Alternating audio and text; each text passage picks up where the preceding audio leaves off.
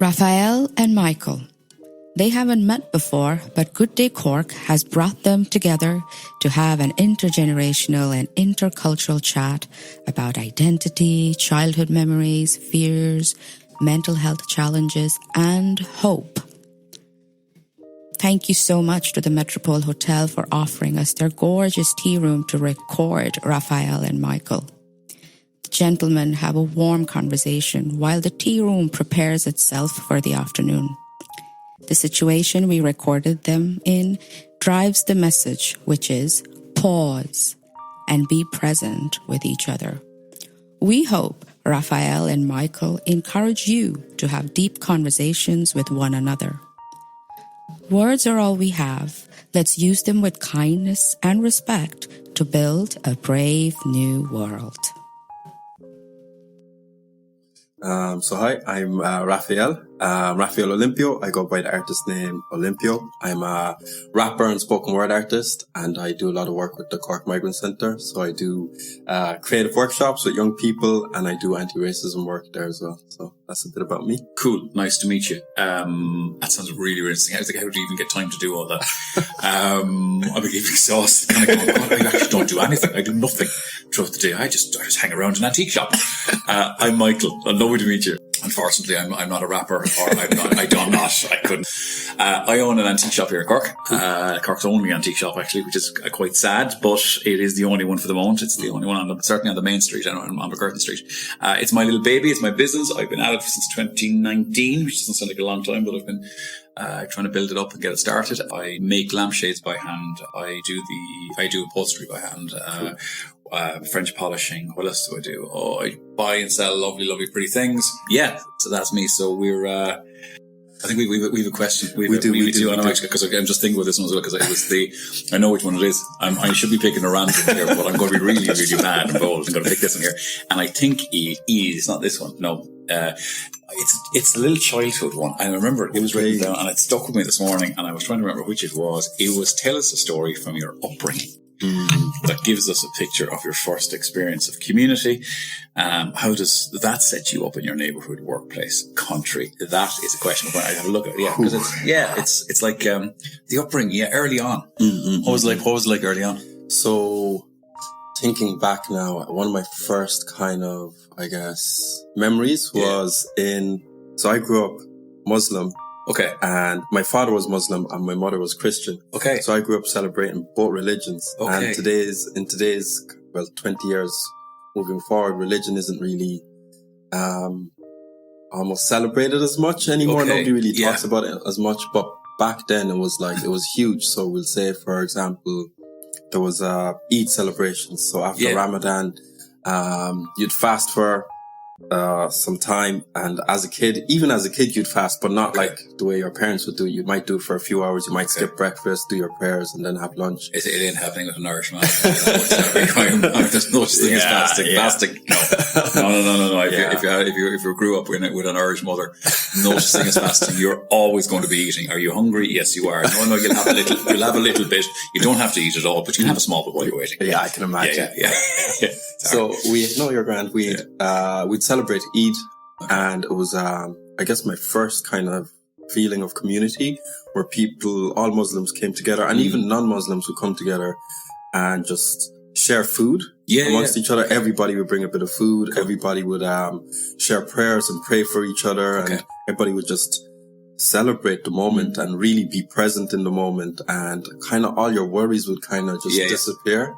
Didn't matter if you were 80 years old or a little child or everything in between. It was just a big sense of family. Even if you didn't know the next person, it just like uncle, auntie, you know? So Kind of, I suppose, almost as if kind of the religion went out of it, but the belief, people came together sharing a kind of a common, not say a responsibility, but they shared a common denominator. They were all together offering each other support for the fasting. How long does it last?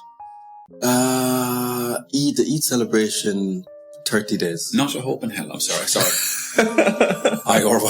Not a hope. Absolutely not 30 days. No. No, I'm sorry.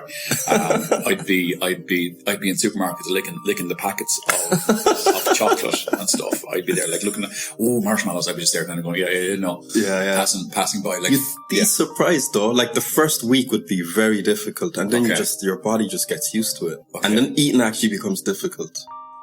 I don't think I'd ever have that.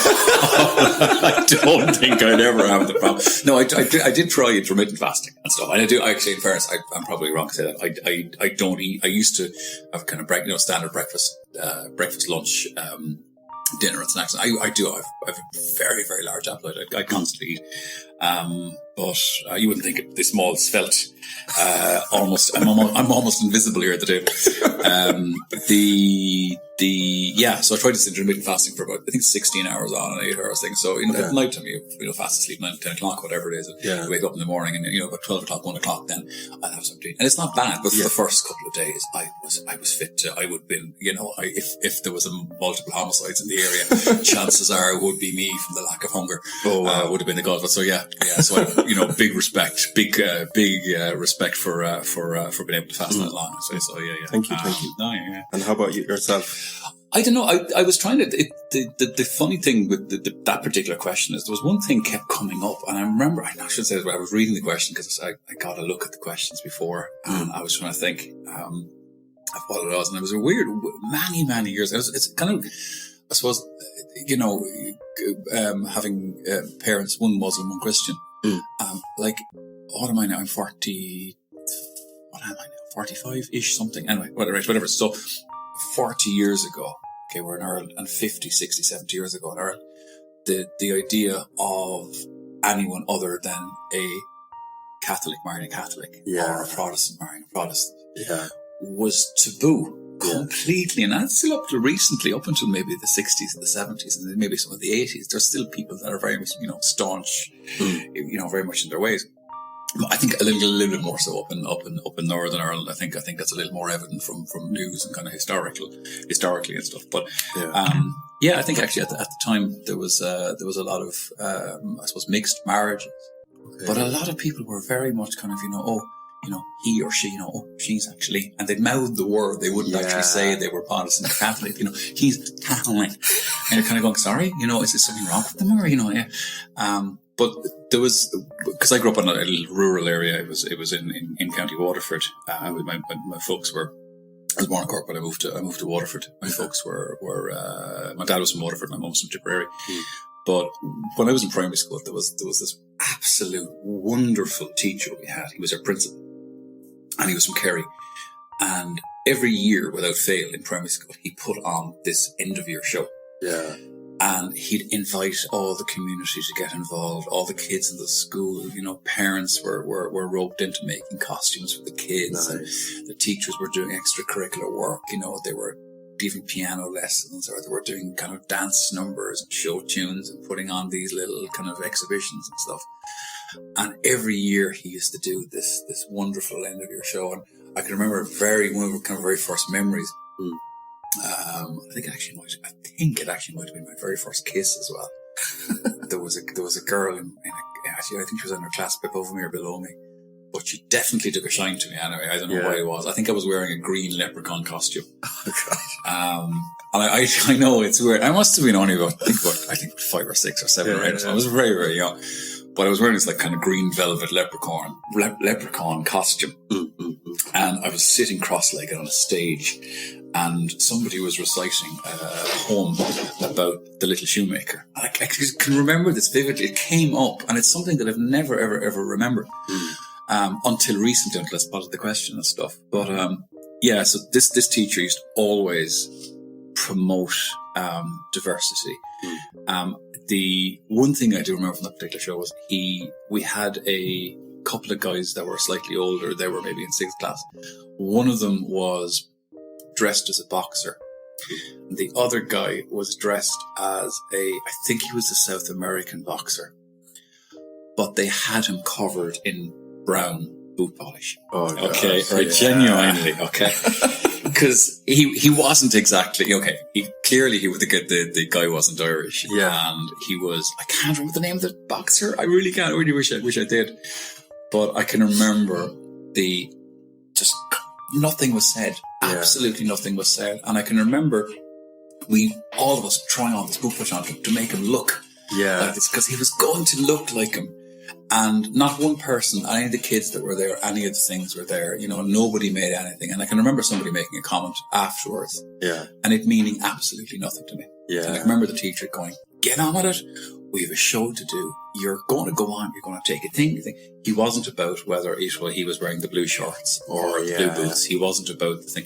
He wanted to put it on and make this happen so that it would be a 30-second montage of the news of what happened in the year. Okay. And it was one part of a larger, maybe 20 parts that were put on this stage show that was going to take an hour. Yeah. And everything happened. It rolled around.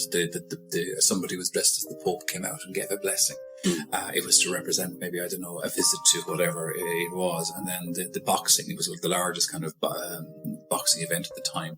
There was a couple of musicians that came on stage. They were dressed as hippies, and that was to represent something. But there was no room for racism. There was no room for any of this. He was just putting on a show. He was just doing this. And everybody got involved. The whole place was filled up with adults and stuff. And even when we finished the play or finished our parts, we were sitting on our parents' laps watching the later version. Yeah. The adults version. Because then they had pantomime on, and they had a couple of jokes and some music and stuff. And he always put his all into it. And then he'd disappear for a week to take his holidays and stuff and come back and stuff. But every single person was involved. You look forward to it every year. Yeah. And people got stuck in. People wanted to go and do it. People gave up their time. People, put their own money in their pocket to pay for, the parents drove their kids here and drove their kids there, and everybody got behind it. And he died a good few years after I was into secondary school, into college and stuff. And I always remembered nobody ever had that kind of effect on the kind of community. Yeah. He was brilliant. He was wonderful.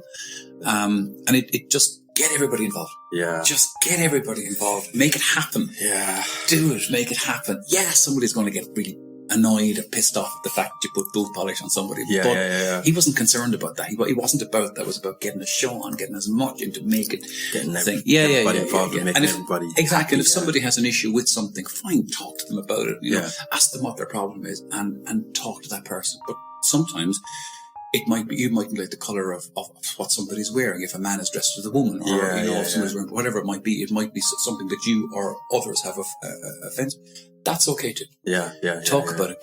Do something, get it done. Yeah. Create a conversation about it. Yeah. And I think that's the problem with today. A lot of people are scared to have the conversation. Yeah. And then they kind of build up resentment, and then it just kind of spirals as opposed to people actually coming together and having community, because community is like conversation is part of it. It is, And I think maybe social media has kind of impacted the way we communicate with each other. You're not a fan? I am, and I'm not. Okay. I am a fan because I'm a musician. And it helps me get out there. Yeah. But I feel like there's so much miscommunication online, and it spirals. There's an anger there too. There's an anger. So much. You can almost feel it from people. Yeah.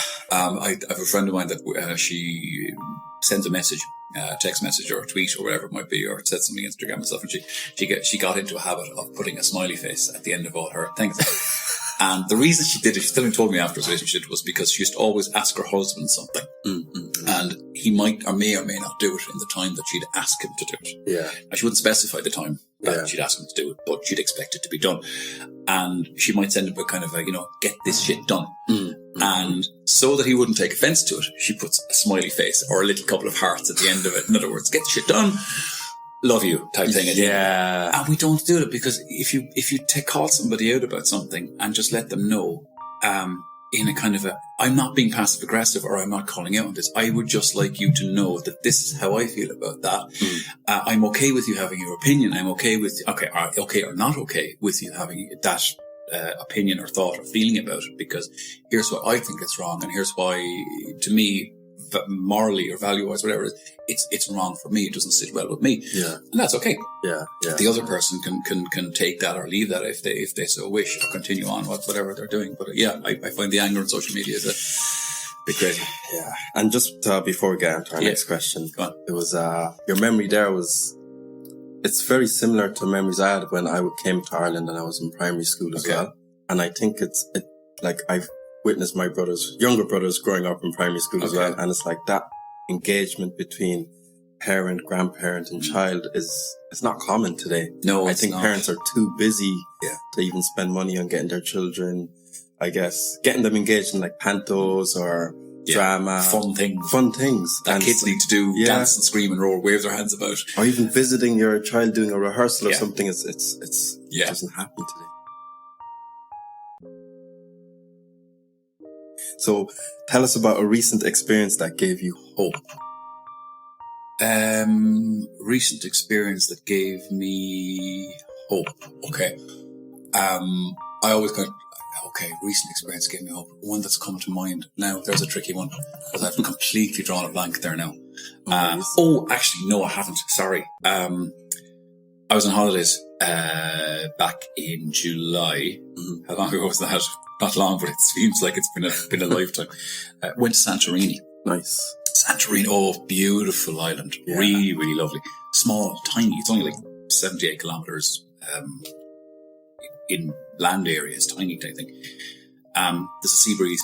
So no matter where you are, there's a lovely, lovely sea breeze coming in there. But we stopped in...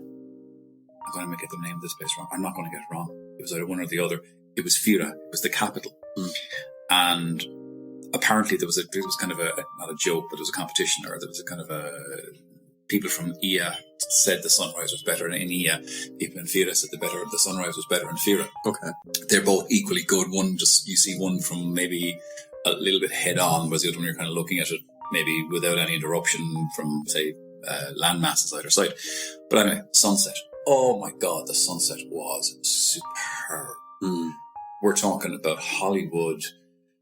A Hollywood description of a glowing orange ball just dipping into the horizon. The whole thing with this beam of orange, strip of orange, shooting left and right, and then disappearing. And I was just watching it, and I actually started to feel a little bit emotional. I couldn't feel why, and I kind of turned around to Chris, my other half, across the table from me, and he had his phone out. I said, "You're not looking at the sunrise or sunset?" Yeah. And he said, "I am getting it on my phone." Okay. And I said, "Right, fine, Grant, you're in your own little world there. I'm just going to watch the sunrise." And I just looked at everything. Everybody, for a single moment, watching something that happens every single day since time immemorial. Yeah. Sun goes up and sun goes down. Yeah. And we were all there in that little, from maybe 8:10 to maybe 8:26, for 10, 15, 20 minutes. Everybody doing the same thing, just stopping and looking. No, nothing exploded. No one was shouting. No one was rushing. No one was on their phones. We just watched something that happens whether we watch it or we don't have it. It's going to go on every single day, every day, every 24 hours. This happens and happens. And what we do around that, whether we pay attention to it or we don't pay attention to it, it was the fact that people were paying attention to it, taking that moment to themselves, with their loved ones, with their friends, with their families. I just got the sense of, stop, guys. Yeah. And just take it in for a minute. Because you can rush around and all this is going to go by you, and you'll work yourself into an early grave. You'll forget that your kids are growing up. You'll forget that your loved one or partner is there in front of you, whatever it is. Yeah. Just stop and watch the sunrise, watch the sunset, smell the roses, enjoy your coffee, give yourself the break. That little, just that little hope that all that little group of people were doing the exact same thing. That's beautiful. It was love. It was so nice. I was emotional. Cheers, my eyes. Wow. And we all just got up and went left, and I was like, "That's great, guys. That's great, guys. Thanks very much. Yeah, I get the bill and I go." Yeah. That's amazing. It's cool. I think we forget to stop. Totally. And like you said, the sunrises and sunsets every day. Every day.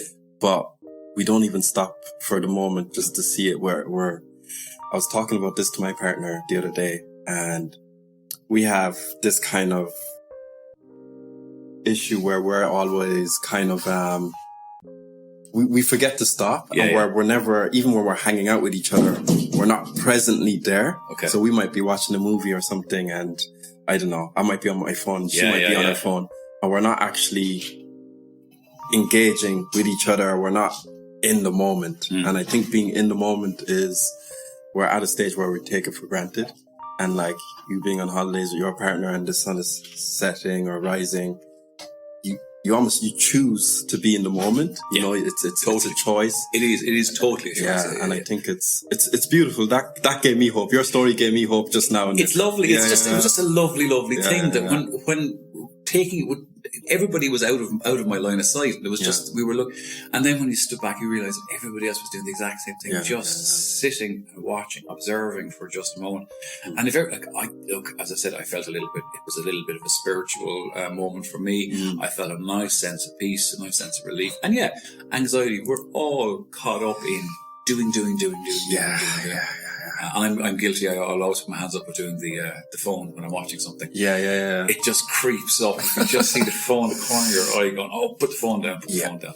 Yeah. But I guess that's what we are. We are slaves to our devices. We are.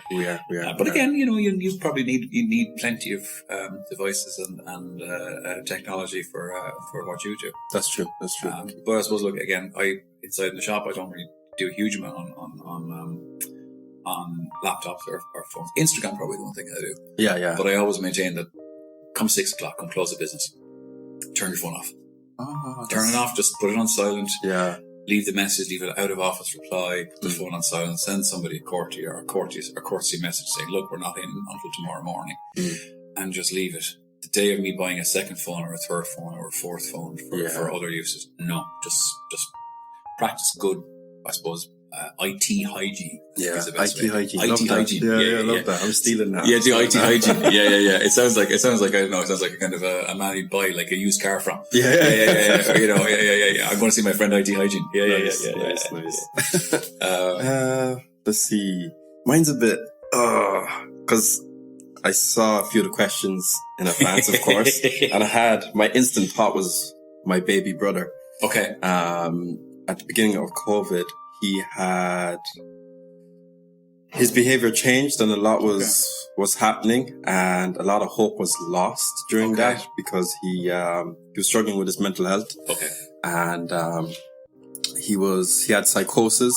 Wow. And he was going in and out of it and he's struggling right now. It's like paranoid schizophrenia. Wow. Okay. Yeah. It was heavy hitting. Especially when I guess it was just us, the direct family. There was no kind of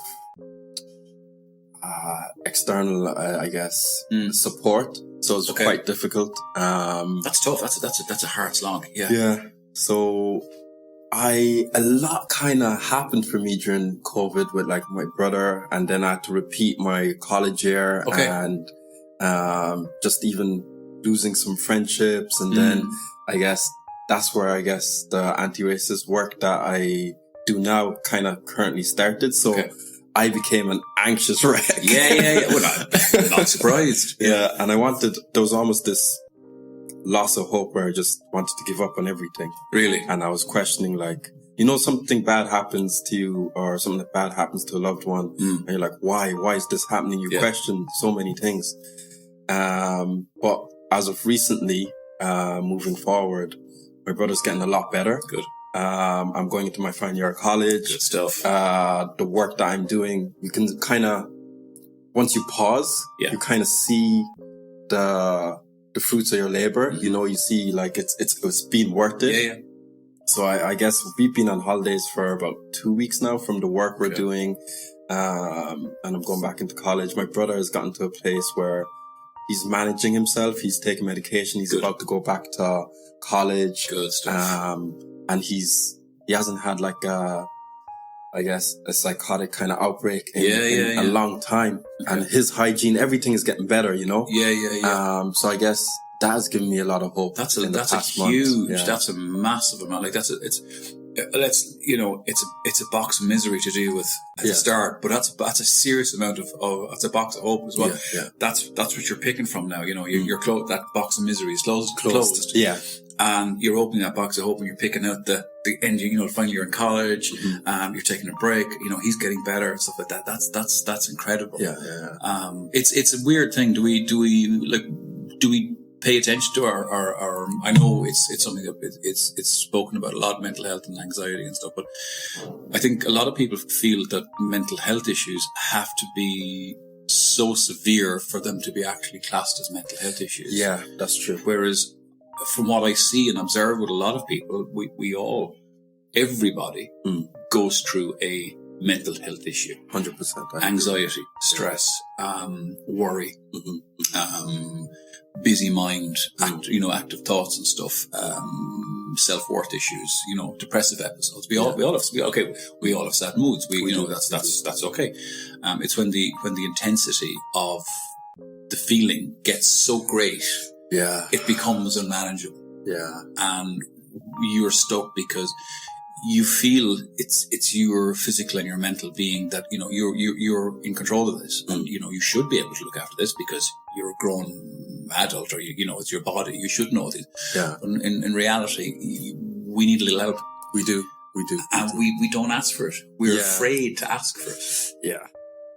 Whenever there's a mental health issue, of which I have had ups, downs, lows, highs, some periods of hospitalization, some therapy, a lot of therapy. Yeah. Same. It's required. It is. And if it means taking a certain medication for a certain period of time, fine. Yeah. If it means talking to counselors or talking to a psychiatrist, seeing your GP, talking to friends, sitting for a coffee as we're doing. Yeah. Having a chat, having a conversation, then that's good too. That's true. Yeah. But we get so afraid of it, and it's something that we begin to lose hope because of our own, whatever, our own kind of mental blocks. A better description. And I think asking for help is almost like it's maintenance. It's maintenance. It's like even going to therapy, it's maintenance, like prior to even, like you were saying, it becoming an overwhelming experience. Like if something is bothering you, or you're feeling triggered, or anxiety is creeping in, go see a therapist. Absolutely. And it's like checking up. Like for me, I feel like if you could go to therapy once a year, or twice or 3 times in a year, it's like taking care of your car, or taking care of your, whatever else it is. I think it's really important, or having that friend you can talk to. And, I think maintenance is needed for the mind. Yeah. I actually like maintenance for the mind. I actually like that. Yeah. Cause it's the weeding of the mind. No, I do actually. That's really, really good.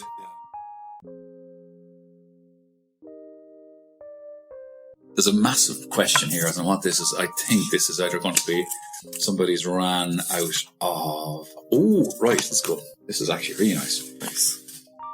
Tell us something, us, the listeners, or us. Just tell us, everybody. Tell us something you wish others knew about what it's like to be you. Whew. No pressure. So this was the first question I saw. Okay. Wow. Yeah, okay. That's deep. Tell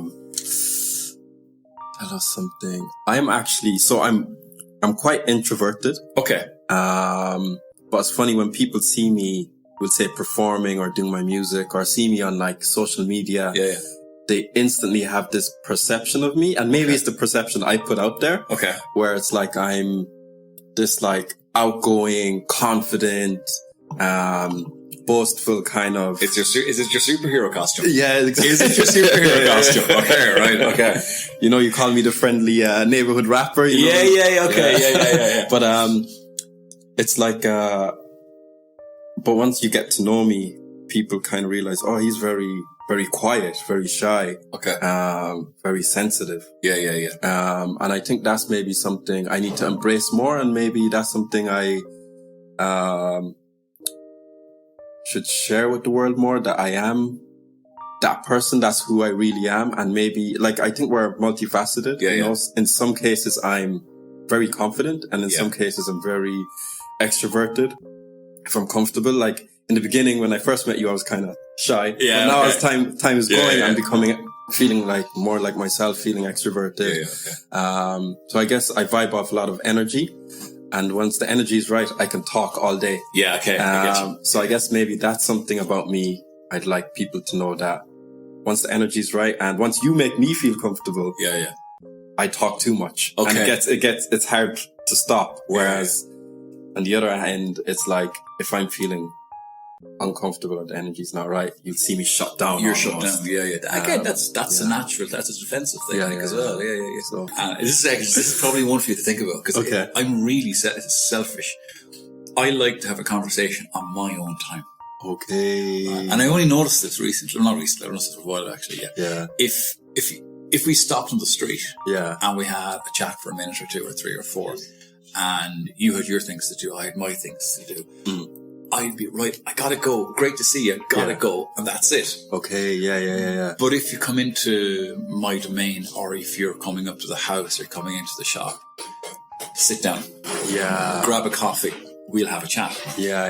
But if I'm doing something, I'm busy. Yeah, that's true. Yeah, and when I find that the difficulty arises when I'm busy and I don't communicate clearly that I'm busy or I'm rushing. So I almost preempt it. I almost trying to tell the person, sorry, I'm actually going, I'm rushing. And you leave this kind of almost anxiety with them as well. Yeah. And the person is almost standing there kind of going, what did I do to kind of, make them rush away from me? And you're going, oh God, I wonder, did they think that I was rushing away from them for whatever it was? So I'm very kind of economical with my time. I give myself that gap. Yeah. And it's a protective thing. That's really good. So I do it specifically to protect myself. So when I meet somebody and I just smile and say, great to see you, really lovely, come for a coffee, come to the shop, come up to the house, will I meet you soon? Fantastic. Yeah. I can't do it now because I have X, Y, and Z to do. But I don't leave with I'm rushing or I'm going. Yeah. I'm protecting my kind of space and my time. And everybody kind of knows then that they're off the same thing. So that when we do meet up, we have time for each other. And by doing that, you're protecting other people as well. You're kind of looking out for them as well. Yeah. And you're creating that energy, which is nice. You're letting everybody know that it's okay. That at the moment it's not a good time, and it's okay. But let's make time for it. That's nice. Yeah. And you can keep communicating. You can say, look, is it today a good day? Is tomorrow a good day? Is next week a good day? I've had loads of people that I haven't seen in months, years, and we just kind of eventually make a plan to sit down and have a chat. It might be a minute or two or three or four. Yeah. Might be like my grandmother. We might have nothing to say, but we'll meet up and have a chat over it. That's true. That's true. And that's the kind of that's the kind of my I won't say response, but my kind of similarity to that one as well. Nice. It's probably somebody doesn't know about me either as well. Yeah. An introverted extrovert or extroverted introvert. Yeah. There's loads. That's so true. Be selfish with your time. Thank you. I'll take that on board. I do. Yeah, that is free advice. I won't be charging for today's session. I can do it. I can send you an invoice. It's no problem at all. How about yourself? I don't know. There's loads of things that.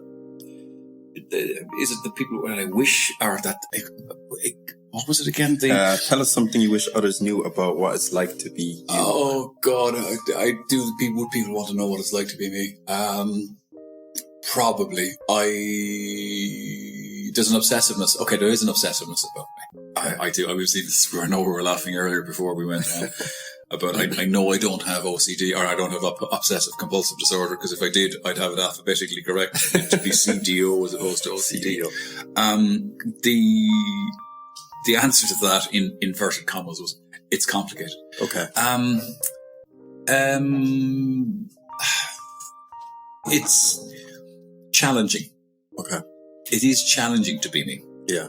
And I think it's the same with every other person that is, again, the introverted extrovert or the extroverted introvert, the person that is a one-man band. Yeah. I'm my own. I run my own shop. I'm my own advertising tool. I'm my own marketing tool. It's like, I feel like I'm getting into one of those ads for on TV. I'm the face of L'Oreal. I'm not. But it is. It's kind of.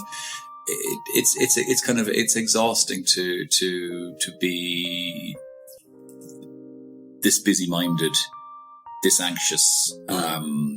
A kind of a varying degree of mental health issues, but again, not like your younger brother or anything. But again, I would have had my ups and downs. Yeah, of course. And so it's still there constantly. It's still there and still reminds me. And there's been some highs and lows and stuff. And yeah, it's it's confusing, it's frustrating, it's challenging to box everything into one. Yeah. And it's as if there's about 25 or 35 of me going around the place the whole time. I feel it's everything. It's like just busy. Always going, I'm walking everywhere. Something has to be done. I have to collect this, I have to go do this, go here, go there, and so on, so on. So it is exhausting. It's fun, it's exhausting. It genuinely is. Like, I love doing what I do. I love being in the shop and stuff, and buying and selling and restoring and cleaning and polishing, and I make lampshades. I do the upholstery. I do the French bath. I love doing it all. I love being hands-on and stuff and getting at it. And look, as busy as I get, or as frustrated as I get, or as anxious as I get, or as happy as I get, or as stressed as I get, whatever it might be, I wouldn't change it for the world. There's something that kind of keeps you alive. You wake up in the morning a bit angry and miserable that today's sales aren't going to be great because of roadworks outside the shop. And you start stressing about that, and then you look around and you see something pretty, something distracts you. It's like, ooh, squirrel. Something distracts you, and you're like, you go off on a different tangent. And then people come in, they chat, and you step out for a chat or a podcast, and it's the variety of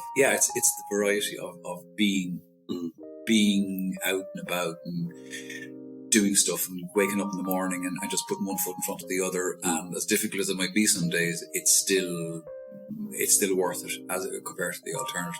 A lot of people don't have a tomorrow. Yeah, that's true. A lot of people don't have it tomorrow, and again, a lot of people won't see tomorrow next to tonight's sunset, or a lot of people won't see tomorrow's sunrise. So do the very, very best. Like, I'll always try and do the very best I can do. I'll always try and make it as easy on everybody else as possible, easy on myself as possible. But just if you do see me running down the road at a high pace, I probably don't have time for you there. Then probably in stress mode. Look, I don't think I'm any different than anybody else, but it takes time to put up with me. Like most. If you're prepared to sit with somebody, I think the thing is to give me time. Just give me time, because you'll need it. That was really positive, and what I got from that is you're almost like, despite the struggles, despite the challenges, you're accepting it because it's part of who you are. And I think, it's part of your makeup. And I think even just reflecting off what you were saying, I'm thinking back to myself and but all the challenges and all me being kind of introverted and thinking about that sometimes I think about it as a negative trait almost, like, why am I so shy? Why am I so, but it's like, if that wasn't part of me, I wouldn't be doing half the things I'm doing today. Like me being a musician is because I get to put my thoughts down, because I find it sometimes tough to just say it out. And it's created, the introverted side of me has created an artist side of me.